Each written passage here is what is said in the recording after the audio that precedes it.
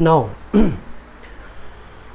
आज बच्चों हम लोग एक टॉपिक को डिस्कस करेंगे जो कि वेरी वेरी इंपॉर्टेंट है और वो एक एडिटोरियल भी है। समझिएगा क्या है यहाँ पर कि एजुकेशन विदाउट एम्प्लॉयमेंट। क्या है? एजुकेशन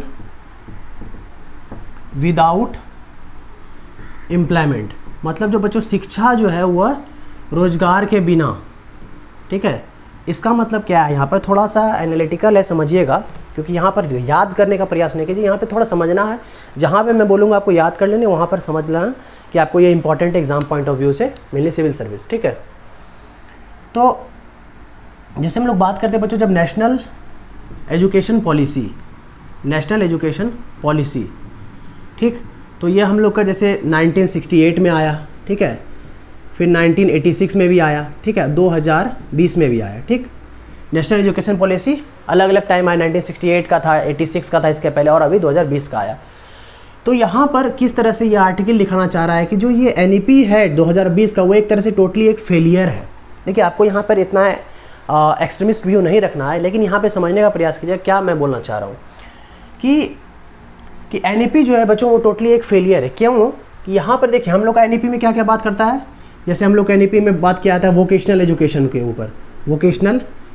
के ऊपर, मतलब यहाँ पर प्रैक्टिकल एजुकेशन। यहाँ पर मिक्सिंग ऑफ सब्जेक्ट के ऊपर बात किया था, मिक्सिंग ऑफ सब्जेक्ट, कि आप किसी भी तरह का हैं तो कोई भी सब्जेक्ट आप ले सकते हैं। ठीक है, कोई भी सब्जेक्ट आप बच्चों यहाँ पे ले सकते हैं मिक्स करके।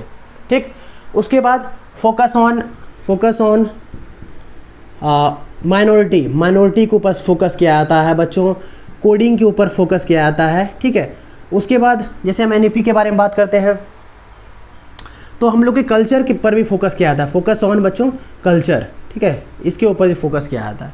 तो यहाँ पर समझने वाली बात क्या है, प्रॉब्लम क्या है। ठीक, ये चीज़ तो आप समझ गए क्या क्या चीज़ के ऊपर फोकस किया जाता है। उसके बाद एक चीज़ और है, अलग अलग कमीशंस हैं, उसको समझ लेते हैं, खाली याद करने का है यहाँ पे। एक है राधा कृष्णन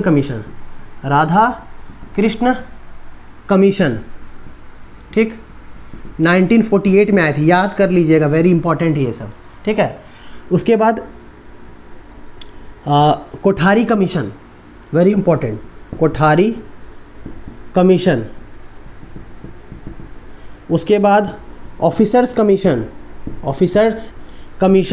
ये सब याद कर लीजिए कब आया था, क्योंकि ये सीक्वेंस वाइज आपसे पूछ सकता है।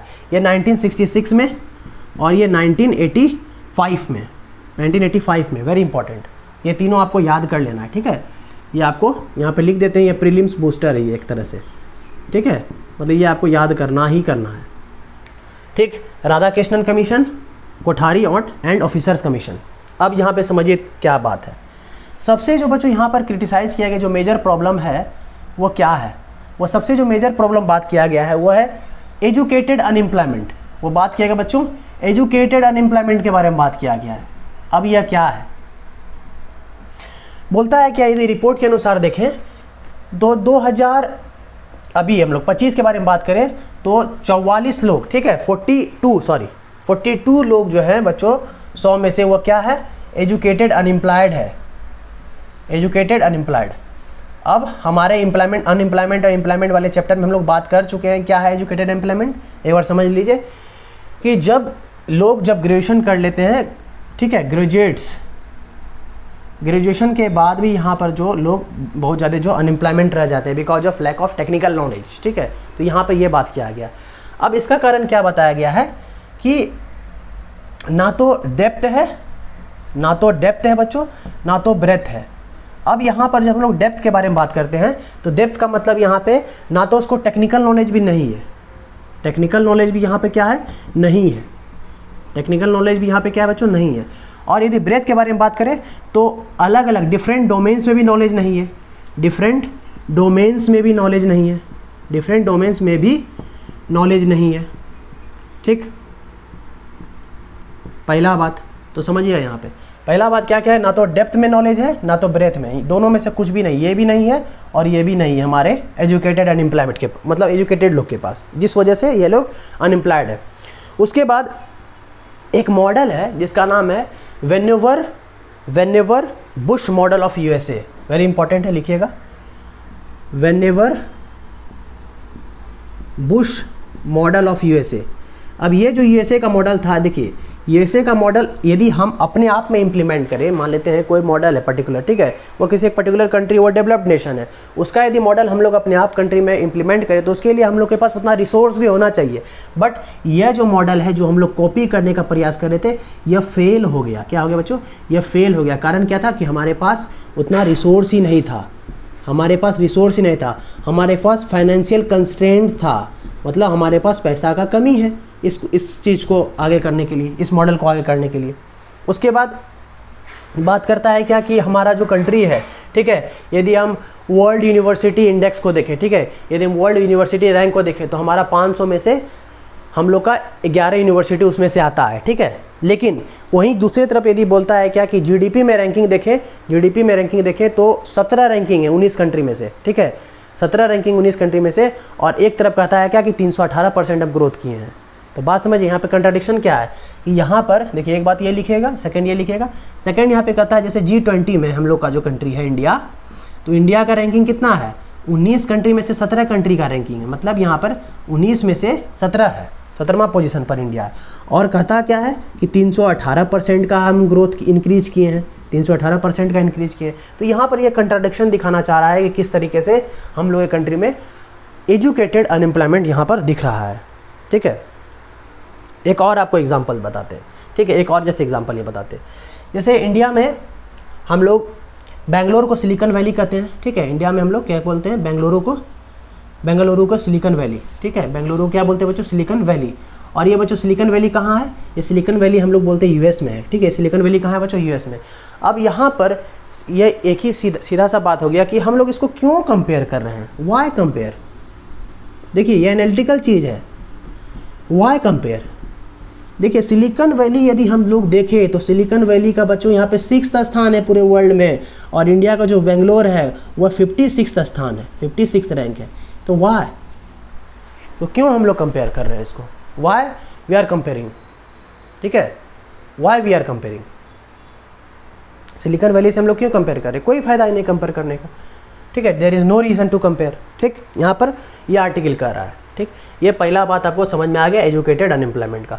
सेकंड बात हम लोग बात करेंगे ट्रांसपेरेंसी कैसे यहाँ पर क्या है वह मिसिंग है। ये लोग लिख लीजिए आप लोग पहले, ये सब वेरी इंपॉर्टेंट पॉइंट्स हैं।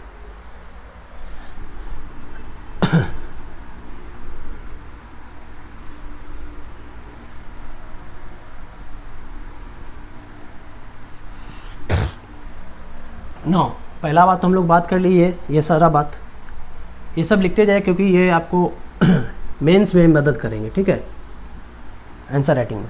सेकंड जो बच्चों यहाँ पर है मिसिंग ट्रांसपेरेंसी, मिसिंग ट्रांसपेरेंसी। अब ट्रांसपेरेंसी में मिसिंग क्या है? देखिए बहुत सारे प्रोग्राम्स हमारे कंट्री में चलाए जा रहे हैं जिसके बारे में हम लोगों को पता खुद भी नहीं है, जैसे आकाश प्रोजेक्ट, ठीक है, जैसे न्यू मिलेनियम प्रोजेक्ट। तो ये सब प्रोजेक्ट जो चल रहे थे, क्या बोले, जैसे आकाश प्रोजेक्ट, जैसे न्यू मिलेनियम प्रोजेक्ट, तो ये सब जो बच्चों प्रोजेक्ट जो चल रहे थे, ये सब जो बच्चों जो प्रोजेक्ट चल रहे थे वो सब कहाँ गए अचानक? Where this projects are gone, ठीक है। और जो ये प्रोजेक्ट कहाँ गए? Where they are gone. और उसके बाद, ठीक है, प्लस जो टैक्स पेयर का जो पैसा था, इस प्रोजेक्ट में जो लगाया गया, जो टैक्स पेयर का पैसा था वो भी तो ख़त्म हो गया ना, जो पैसा था टैक्स पेयर का वो भी ख़त्म हो गया। तो दोनों बात समझ में आ गया, मिसिंग ट्रांसपेरेंसी, एजुकेटेड अनएम्प्लॉयमेंट। उसके बाद जैसे हम लोग थर्ड पार्ट ग्लोबल इनोवेशन के बारे में बात करते हैं, हम लोग जैसे ग्लोबल इनोवेशन के बारे में बात करते हैं, ग्लोबल इनोवेशन इंडेक्स, ठीक है, ग्लोबल इनोवेशन इंडेक्स। तो हम लोग का इंडिया का रैंकिंग यदि देखें तो 75 था 2014 में, 2015 में 81 था, 2024 में 39 है। जैसे हम लोग देखें इंडिया का रैंकिंग तो अभी कितना है? 2024 में 39 है, ठीक है, 30 कितना है? 9 है। 2014 में कितना था बच्चों? 2014 में 75 था, 2014 में कितना था? 75 था। तो अभी कुछ हम लोग का जो है यहाँ पे रैंकिंग गिरा है, मतलब बढ़िया हुआ है। अब यहाँ पर बात यहाँ करते हैं कि हम लोग एक्चुअली यदि हम इनोवेशन के बारे में भी बात करते हैं तो यहाँ पर क्या बात किया गया है कि हम लोग जैसे यहाँ पर फूड डिलीवरी ऐप ला रहे हैं और इसको हम लोग बोल रहे हैं क्या बच्चों, इनोवेशन है। ये फूड डिलीवरी ऐप ला रहे हैं, इसको हम लोग क्या बोले, इनोवेशन है। तो ये सब इनोवेशन नहीं है। इनोवेशन तब कहलाएगा जब हम लोग एआई के ऊपर बात करेंगे। इनोवेशन तब कहलाएगा जब हम लोग रेयर अर्थ एलिमेंट के ऊपर बात करेंगे, उसको एक्सट्रैक्शन। तो हम लोग का जो नेक्स्ट टॉपिक है वही है कि subjects to startup, subjects of startups का सब्जेक्ट के बारे में ऊपर बात करते हैं। तो जैसे हम लोग यहाँ पर समझिएगा, वेरी इंपॉर्टेंट, अब हम लोग एनालिटिकल बात पे आ रहे हैं। यदि हम लोग चाइना के ऊपर बात करें, ठीक है, जापान के ऊपर बात करें, ठीक है, तो ये सब कंट्री क्या कर रहा है बच्चों, ये सब कंट्री जो है ये फोकस कर रहा है एआई के ऊपर, ठीक है, एआई के ऊपर फोकस कर रहा है। ये सब कंट्री रेयर अर्थ एलिमेंट के ऊपर फोकस कर रहा है, रेयर अर्थ एलिमेंट के ऊपर फोकस कर रहा है। और मेनली देखिए रेयर अर्थ एलिमेंट जो 17 हैं वो बेसिकली कल भी आया था क्या कि इंडिया जो है, ठीक है, कल भी आया था न्यूज़पेपर में कि इंडिया जो है बच्चों जर्मेनियम जो एक एलिमेंट है, जो एक, ठीक है, एलिमेंट है, वो इंडिया जो है किसके साथ ट्रेड करेगा, चाइना के साथ ट्रेड करेगा, ठीक है, ये जर्मेनियम के ऊपर। तो ये रेयर अर्थ एलिमेंट के ऊपर जैसे मान लेते हैं, बात करते हैं। तो ये सब कंट्री बच्चों एआई के ऊपर फोकस करे, रेयर अर्थ एलिमेंट के ऊपर फोकस करे, अलग अलग वेरी इंपॉर्टेंट चीज़ के ऊपर इनोवेशन कर रही है, ठीक है। सेमीकंडक्टर के ऊपर, जैसे यहाँ पर सेमीकंडक्टर के ऊपर कौन, ये सब कंट्री। लेकिन वही हम दूसरे तरफ बच्चों इंडिया को देखते हैं, यदि हम लोग इंडिया को देखते हैं तो वह किसके ऊपर फोकस करे, फूड डिलीवरी ऐप, ठीक है, ये सब चीज़ के ऊपर फोकस करें और बोल रही है क्या, हम क्या कर रहे हैं बच्चों, हम कर रहे हैं इनोवेशन। क्या कर रहे हैं हम लोग, इनोवेशन। ये सब फड़ियाबाजी करने से कुछ नहीं होगा, ठीक है। क्या कि हम लोग फूड डिलीवरी ऐप्स कर रहे हैं, उसको हम लोग इनोवेशन कर रहे हैं। उसके बाद हॉक फूड प्रोडक्ट बेच रहे हैं, जैसे क्या कर रहे हैं यहाँ पे इंडिया, क्या कर रहा है सबसे पहला ये। उसके बाद हॉक फूड प्रोडक्ट मतलब क्या, 2 पहिया पर किराना दुकान, ठीक है, किराना शॉप ऑन टू व्हील, और इसको बच्चों हम लोग क्या कर रहे हैं, इनोवेशन। तो ये फड़ियाबाजी बात करने से कुछ नहीं होगा, इनोवेशन इसको हम लोग नहीं करते हैं। कारण क्या है, इनोवेशन तब कहिएगा जब आपके कंट्री का जीडीपी में ग्रोथ होगा, ठीक है, इनोवेशन तब कहिएगा जब आपके जीडीपी में ग्रोथ होगा। तो यही यहाँ पर बात किया जा रहा है क्या कि जो बच्चों यूजीसी है, यूनिवर्सिटी ग्रांट कमीशन जो है, ये जो एक बॉडी है, इसका सिर्फ और सिर्फ कंट्रोल करने का ही काम नहीं, इसका कंट्रोल करने का भी काम नहीं है, सिर्फ इसका काम ऐसा है कि जो हम लोग चेंज किए हैं सिलेबस में उसके हिसाब से इम्प्लीमेंट भी हो कंट्री में, ठीक है। यह क्या है, सिर्फ एक कंट्रोल करने का इंस्ट्रूमेंट है, ठीक।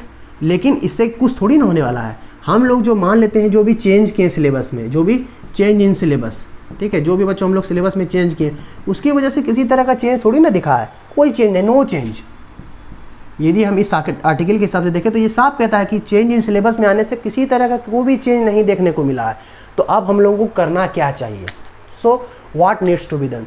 तो हम लोग के इंडिया में क्या हो रहा है, अब हम लोग के रिसर्चर्स को दिमाग लगाना पड़ेगा एआई के सेक्टर में मोर एंड मोर, जिससे कि क्योंकि अभी तक हमारे इंडिया में AI sector are not lucrative, ठीक है। उसके बाद हम लोग को जो स्टार्टअप्स है उसको वेरी गुड डायरेक्शन में ले जाना होगा, ताकि जो हमारे कंट्री में जो भी रिसर्चर्स हैं और जो कंट्री का जो एम्प्लॉयमेंट ग्रोथ है वो बढ़ेगा, ठीक है।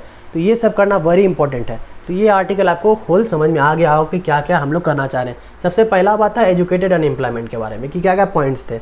उसके बाद मिसिंग ट्रांसपेरेंटी, तो इसमें 2 प्रोजेक्ट के बारे में लिख दिए। इसका मतलब क्या, ये सब प्रोजेक्ट का गए कहाँ, ये कहने का मतलब है। उसके बाद ग्लोबल इनोवेशन इंडेक्स, इसका रैंक क्या था, वेरी इंपॉर्टेंट है, ये याद रखिएगा, 39 है अभी।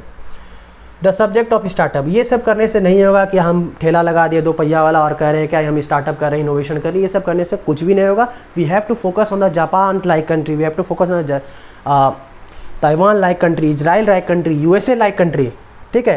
तो वो सब कंट्री के ऊपर हमको फोकस करना पड़ेगा, वो लोग क्या कर रहा है अपने इनोवेशन सेक्टर में, ठीक है। तब जा करके हम लोग का जो कंट्री है और वो जो एजुकेशन है वो एजुकेशन हम लोग को एम्प्लॉयमेंट कंट्री में दिलाएगा। तो आशा करता है ये आर्टिकल आप लोग को टोटली समझ में आया होगा। तो आप लोग शेयर कीजिए और सब्सक्राइब कीजिए चैनल को। दैट्स ऑल, थैंक यू, जय हिंद।